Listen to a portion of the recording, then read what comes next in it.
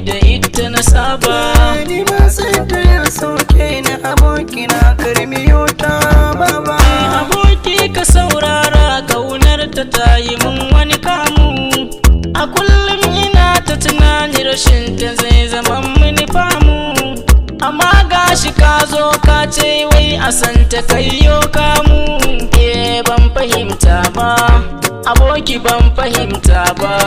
Kamar ya baka gane ba aboki, ka kusanci wacce nake so. Kullum tunani na bai wuce ita, gashi za ka yi waso.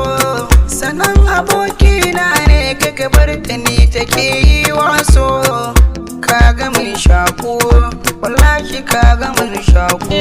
Lalala shi so gaman jini ne, zuciyar ta aini ta gani. Gani na da ita a soyayya farin ciki na yi gani. Ka yan haruna tun haduwa da muka yi a fari shi na yi tuni. So halitta ne a yanzu gashi na kamu. Ka tuna kai ɗin abokina ne, kai jibo kana wani tsari. Tun farkon gani na dai ita ne da kai nake alfahari.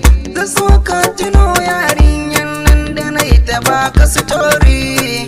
Har kana ɗauki da ni da kai muna ɗauki. Ni ma hakika na taɓa mazancin ta lallai idan ka tuna. Aboki muna sa'in sani da kai ina jin kuna. Kamar ya kana jin haushi ba ka gane me ke raina. Ga tambaya amsa faɗin sunan abar sanka. Sunar abar suna na ina nufin cikon burina. Ni tawa fardin su na ce dan Allah kar ka batan raina. A zo mu zauna dai domin mu gane me kenan.